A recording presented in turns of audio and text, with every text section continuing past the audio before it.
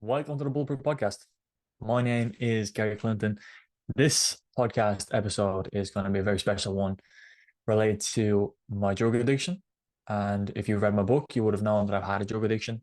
I had, right, past tense, and I don't have any more. In this episode, I'm going to go through a variety of reasonings, rationales, ideas, addictions, symptoms, storylines, help. All of them things I'm going to go through in this episode.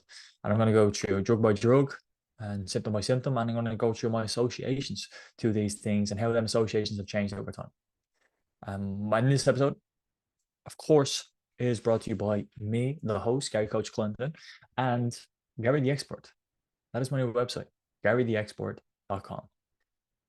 I am blessed to bring this episode to you and sponsored by two beautiful sponsors. One being Quasi.com and the other being upskillonline.org. Quasi.com, of course, being a travel website if you want to go on holidays. Use Quasi.com. Hashtag Be Smart is their logo. And two, Upskill Online. If you want to get a course relating to yourself or you want to upskill yourself in some way, shape, or form, check out upskillonline.org. It is a no-brainer to check out Upskill Online. This episode is going to be a very special one to me. I've done a lot of notes for this. I'm going to bounce around from a couple of ideas, but I've got a nice little trend, at least, of how we're going to conduct this episode. Now, with that being said, the early days of my drug addiction, we get right into this. Also, you're struggling with addiction. It's a very, very popular thing that's going on in life as of today. Addiction, in my mind, is where you funnel in your focus onto one thing. The one thing. This is drugs, cocaine, methamphetamines, MDMA, hash, weed, marijuana, all of them things. You hone in your focus to other things that are falling off, and this is your life. That is my, let's say, high level understanding of addiction. Right? That's what manifests itself out. You do not pay attention or focus on or care about anything outside of that addiction. Your values, structures, priorities are aligned and aligned with that thing, whatever that thing is.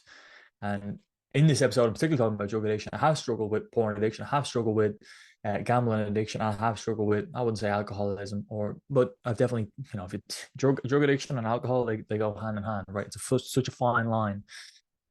So not in this episode, I'm going to talk about porn addiction. That'll be another episode. In this episode, it's about drug addiction. And I started drugs when I was 18.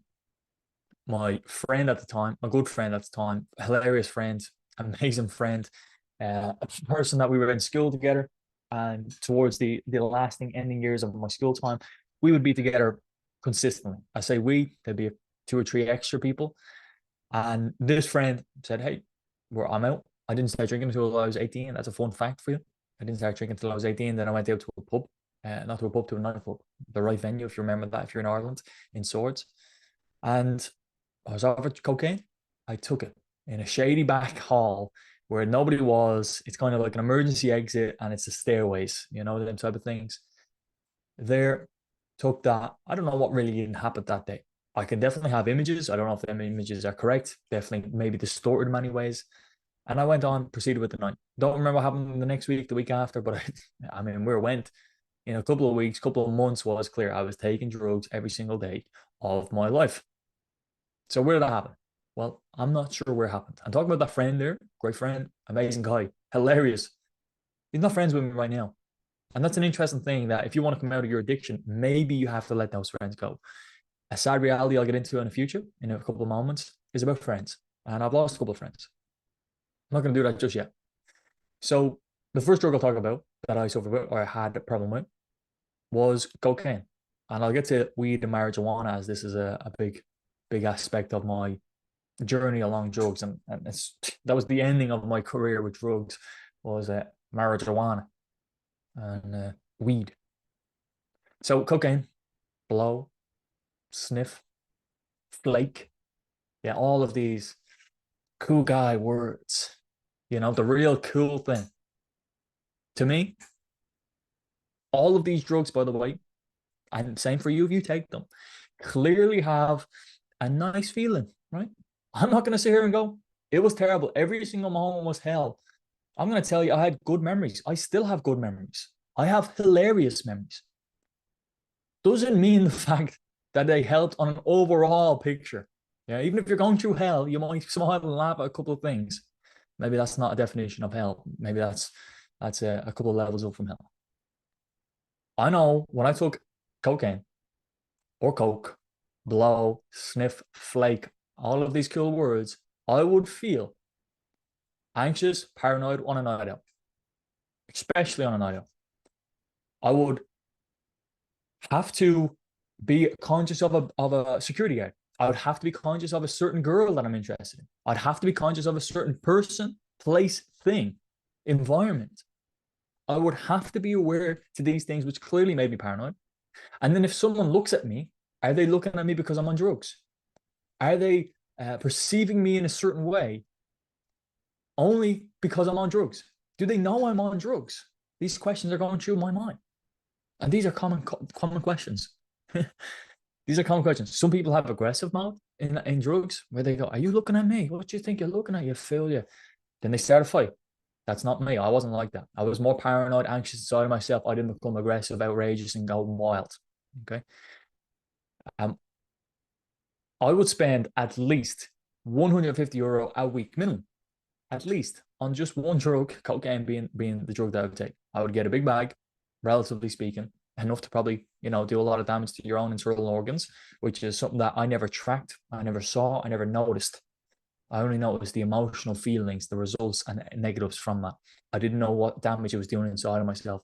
But addiction in itself, if we look at brain scans, Paul Merson has a great example of him on Netflix. Paul Merson is an ex-Arsenal footballer. I highly recommend watching Paul Merson's addiction on gambling, watching his documentary.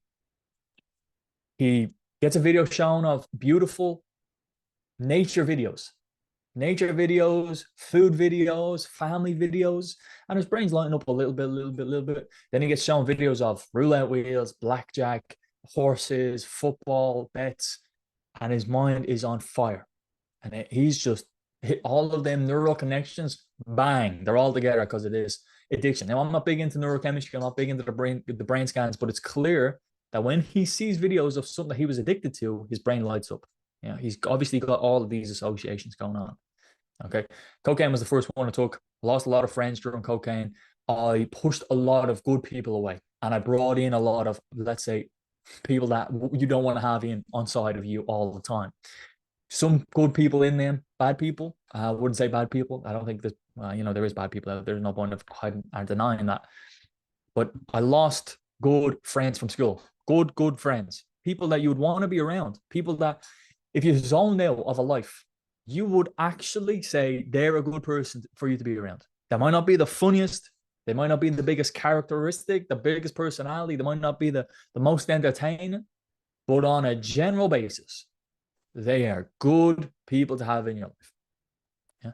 And maybe you're seeking some sort of fun and pleasure, and then you're going to get that with drugs, and you have a reinforcement by the people you go out with, they're taking, and you've got this social environment, this group and this community environment, and this good feelings that you have.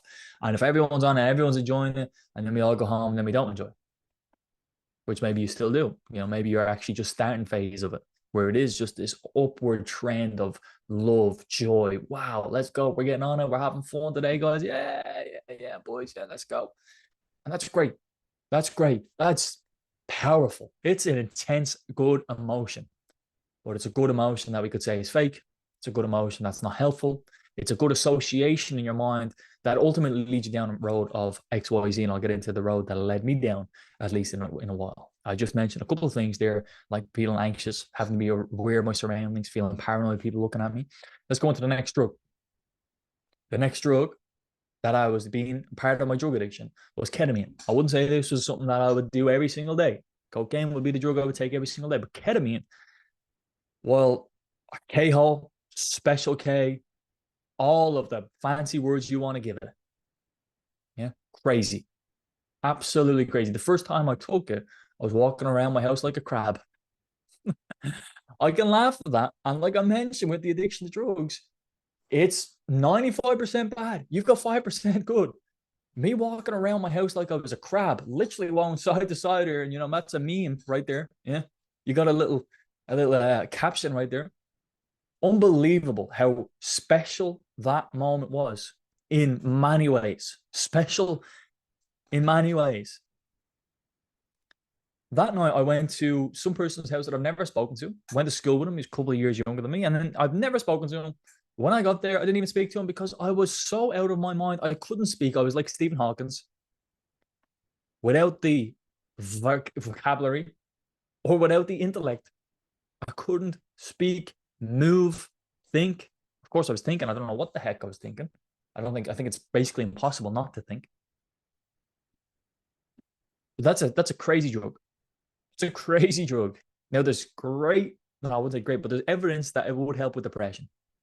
Just gives you, it's so out there. It's almost like ayahuasca or psychedelics or something like that. It's so out there that it just changes your perspective on the whole of the world. And I believe that's what they do with ketamine. Next on the list is MDMA, ecstasy, Molly, yeah, disco biscuits, Skittles, yeah, whatever you want to call it. That was on the list. And that was an incredible drug. My understanding of ecstasy, ketamine, not ketamine, ecstasy, Molly, Skittles, disco biscuits is this massive release of serotonin. Massive release of serotonin. You can have some other chemicals in there. Again, I'm not massive into neurochemistry, but my understanding is it floods your system with serotonin. Overwhelmed was a possible stage, but overwhelmed with joy, overwhelmed with love, overwhelmed with happiness. And you would say overwhelmed. You can also say it's a beautiful, beautiful feeling, but it's also overwhelming. Now, this is a big problem for the next day. The next day is terrible. Your mind hasn't replaced all those chemistries that you've just sent out there. That to me is my understanding. And I think it's an incredible feeling, but once you have that day after, it's terrible. You also have terrible ideas on it. Because you're so amped up on love, you practically will do anything. Someone suggests something, you practically do it. That's coming from a place of love, like unconditional love. If someone wants you to do something, you'll probably do it.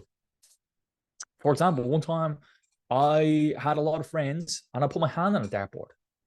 I put my hand on a dartboard. There's even a video of me doing that, but that was only one video. I've done that about 15 times, put my hand on a dartboard. That's retarded. Put your hand on a dartboard. One fella threw it like a baseball ball, went through my wrist. Went through my wrist. Right here. That's the video that there is. I don't have the video right now. If you're watching on YouTube, there's no video. If you're to that, maybe my friend could send it to me. Yeah. Or you know, on podcast, you're definitely not seeing it. But there was a hole right through my hand right here. That is absolutely crazy. That's because I said, yeah, I'm on drugs. This is a great idea. Let's put my hand on the dartboard. Fucking throws it like a baseball, you know. Boom, right through my wrist. And I didn't know this. I looked up the bone structure. Your wrist is like a straight bone, and then it goes out, goes into two, and it goes around. Yeah. So there's like empty. There's no bone in the middle of your wrist right there. Yeah. Straight through, missed all arteries, tendons, no blood. When I took it out, it almost is surreal. Another time, put my hand on the dartboard. About 25 holes I've got on my hand. 25 different individual holes. How much time did I have to put my hand up on the dartboard? How retarded is drugs? Is taking some sort of drug to do a certain action, put your hand on the dartboard, getting 30 imprints of a dart. I don't know what you've done in your life when you're on drugs, but you have your own story, and that one is not cool. That one's retarded. That one is one of the worst things. I don't know if I can say retarded in this day and age. I have other examples of stories that are terrible. Terrible. I've got stories that are absolutely hilarious. And later on, I'm going to tell you how I maybe got out of my addiction. Not only getting help and receiving help, but some rationales that have worked for me to change this stupid mindset. And when you see it for what it is, you can actually really make a change. Next on my list here is hash. I took it a couple of times. I don't know how many times I took it. 15, 20 times. It's like a little block. I don't know what it was like. I don't really remember it. I remember kind of a dulling, numbing sensation, sometimes laughing, sometimes munchies, and that's next on the list. Marijuana. A lot of people cling on to this. I think it's addictive, which people say it's not addictive. I believe it's addictive. People who take it say they could stop. Yeah, that's what smokers say. And that's what people who take cocaine say. I could stop. Now, the problem with this is, I don't know if you could. I don't know if you could. I don't know if you could. Weed was the end of my addiction. Weed was when I was coming to my last hurrah.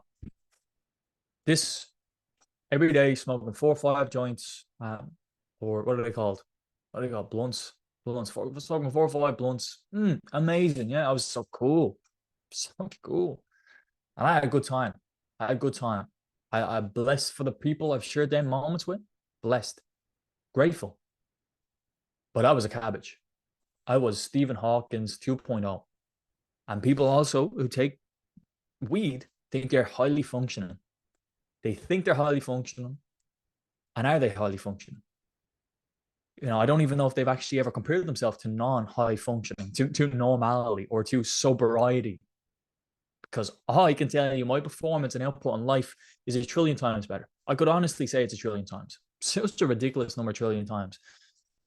But that's how much I would say it's improved. I wish I had the munchies. I wish I had the laughs every time I smoked weed. Every time I took it, I wish I felt amazing. Every time I took a drug, I wish I felt amazing, and then there would be no repercussions.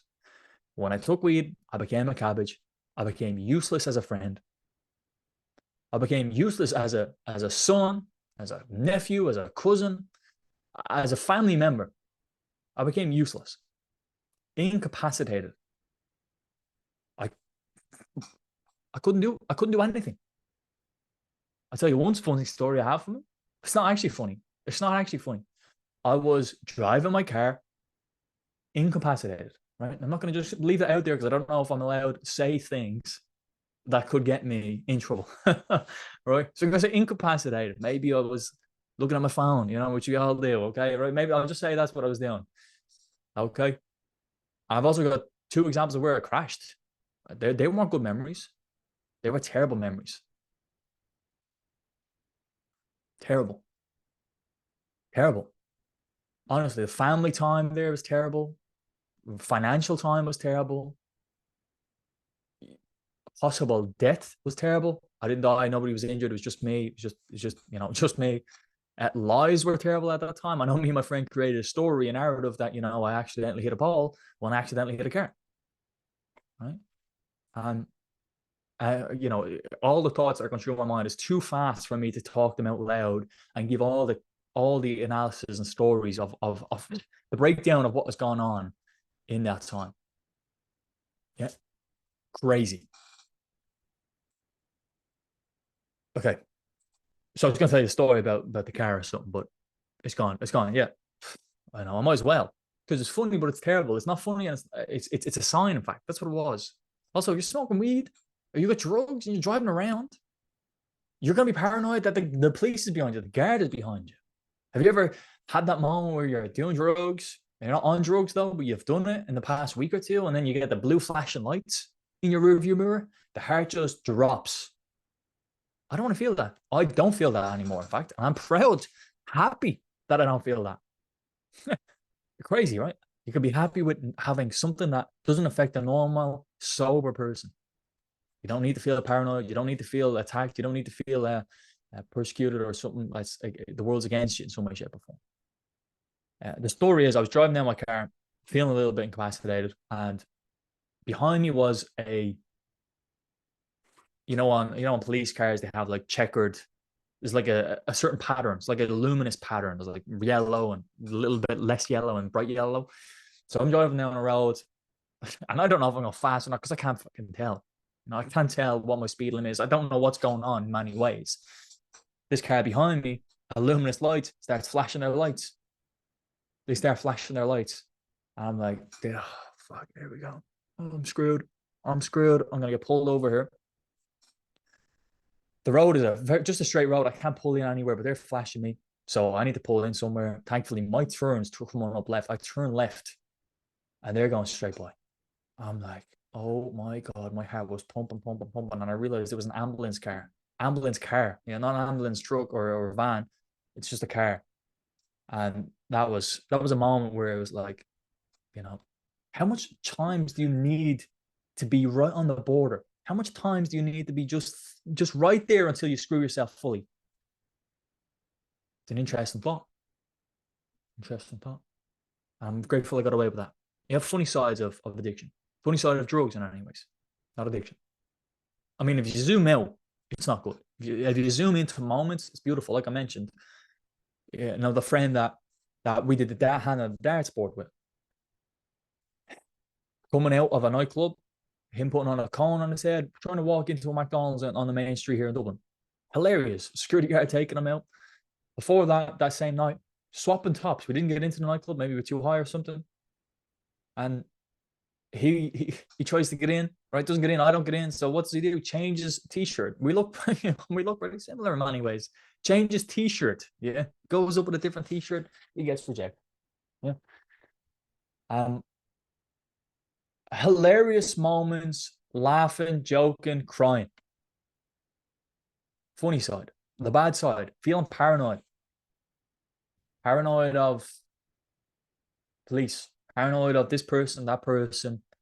The bad side is owing people like drug dealers money. The bad side of being in debt. The bad side of losing money, not investing in your future. The bad side of stealing from family. The bad side of lying to family. The bad side of losing friends. The bad side of drugs, losing good people. The bad side of losing a good future. The bad side of losing appetite. The bad side of drugs, losing weight. The bad side of drugs, losing motivation. The bad side of drugs, losing intention for future. The bad side of drugs, only looking into today, not looking into the future. The bad side of drugs, becoming more and more insecure. The bad side of drugs, impacting your health.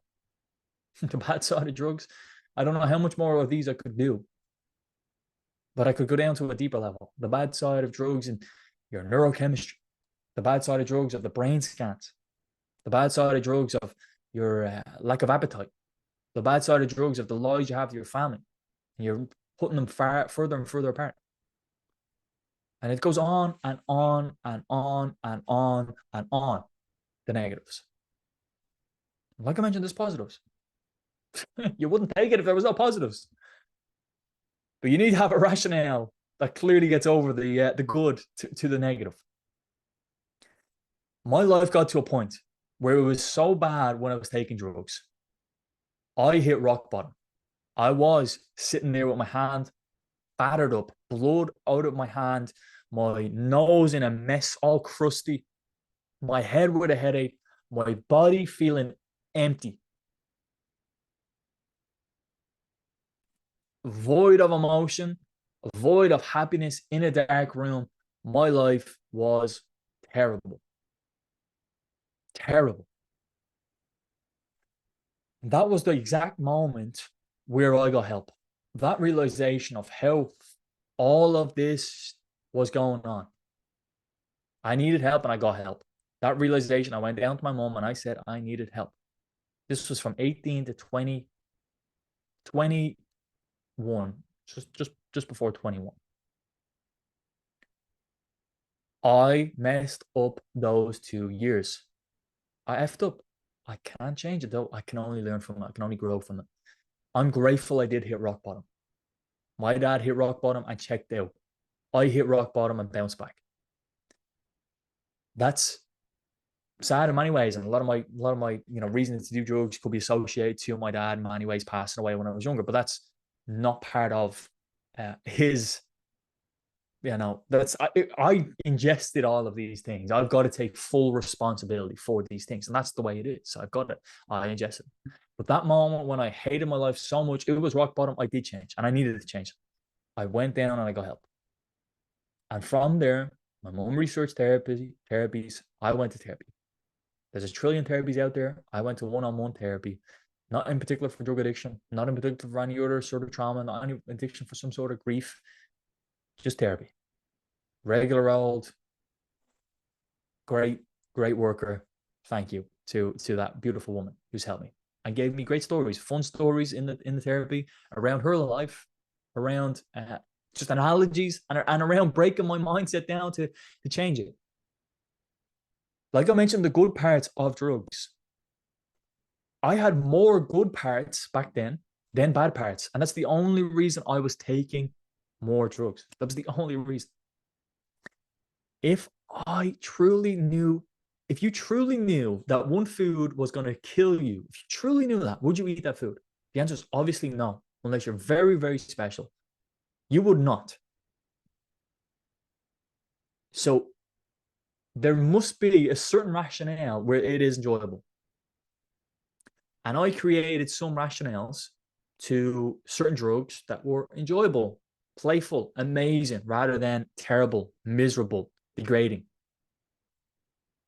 During that time process of working on myself, reading, journaling, meditating, growing myself as an individual. As I talked about this bounce back, the trajectory was upwards. It was only upwards. It still is only upwards, which is a beautiful mindset.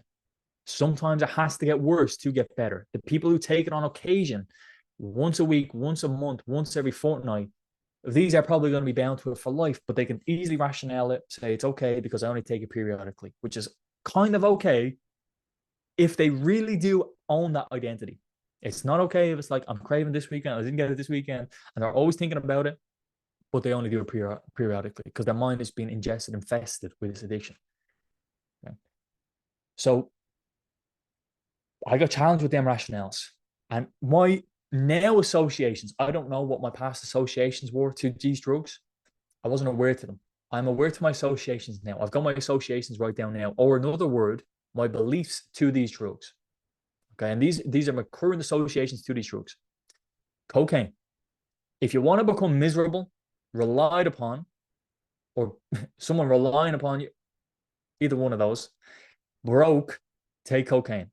Not only will you become those things, you will pollute your family's life.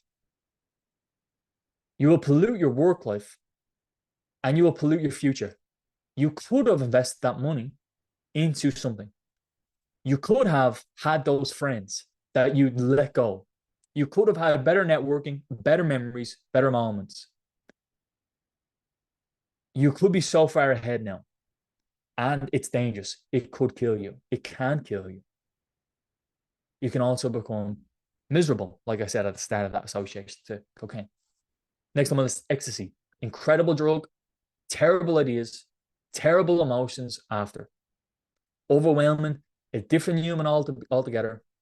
Obviously on it, based off eyes, based off clear indicators that you're on a drug. Jaw swinging, which is a funny thing to look at, very funny thing to look at if you're in a mindset that is funny. I mean, some people maybe, because I've taken drugs, I can have a bit of empathy to the people who are taking the drugs. If someone didn't take drugs and they look at someone with their jaw swinging, not cool, not funny, just disgusting in many ways.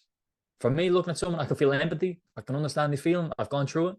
I don't think I focused on my jaw not moving back then, but it's a very unconscious behavior. And I have very funny times looking, I laugh, pissing my head off of watching people with a jaw just on the dance floor and they're at the bar. Hilarious.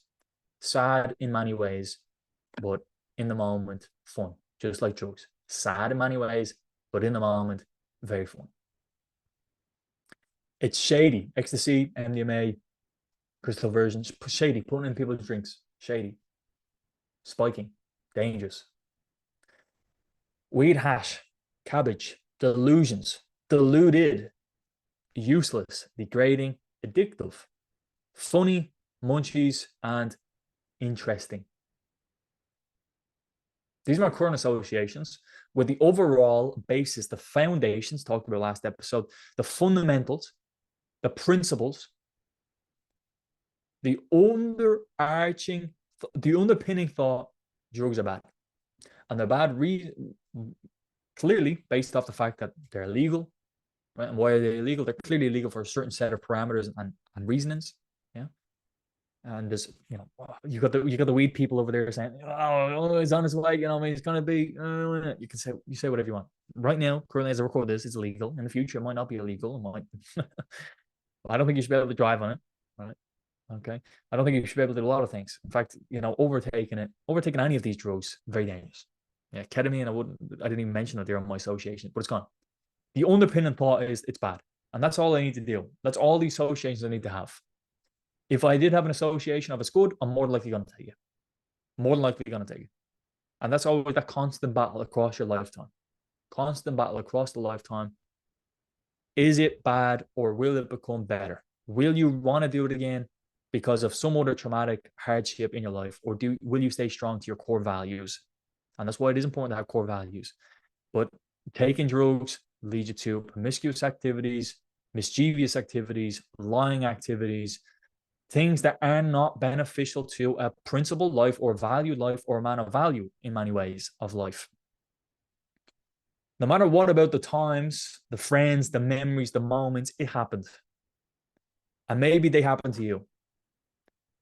We cannot go back, obviously, but we can learn from the pain. We can only learn, and we can grow from it. We must grow from it. To extend this thought one last time onto things I did to change, I would meditate, listen on YouTube, I would listen to motivational tapes, I would read books. And these all changed my associations. Changed my association to life around meditation, changed my association to myself and journaling, and changed my association to others with reading. I hope this episode has been helpful for you. This is the Bulletproof Podcast. My name is Gary Clinton. I go by Gary Coach Clinton. And I help many, many people with their mental health. If you do want help, feel free to reach out to me at any stage, any time of your life. There's a little sign that says at the bottom of there, help a man's mental health for life. And you could be a woman too, or you could be in between. My journey and my purpose is to eradicate depression on this planet. And I was depressed. I was willing to unalive myself. I wasn't willing. I didn't want to, but my associations were. Life was better without me. Associations, if you have a certain amount of associations, beliefs, if you have a certain amount of beliefs, you will do it. And my mission is to help you have a certain amount of beliefs for you, that you believe in yourself, you feel empowered by yourself, therefore you're going to take greater and greater actions. Obviously, if you feel incredibly depressed, you're not going to take actions because you believe you're depressed. So naturally, you're not going to do anything. If you feel you're incredible, you're more likely, clearly, obviously going to take better and better actions and reinforce that belief in many ways. This is Gary, and I hope you have an amazing day. If you're struggling through addiction, reach out for help. That's maybe the hardest part. Taking drugs is easy. Getting help is hard. Shouldn't be that way, but it seemingly is that way. I hope you have an amazing day. I'll see you in the next episode of the Bulletproof Podcast. Thank you.